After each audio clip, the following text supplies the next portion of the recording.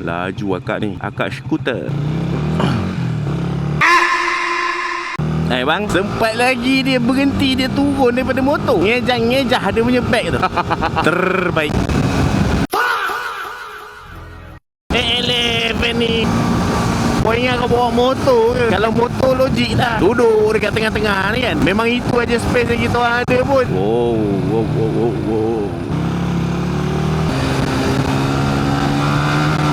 This is the moment of truth. Pada hari hujung minggu, dekat laluan ini, kebiasaannya akan ada... tak ada apa-apa. Selamat. Oi, laju NVX demo.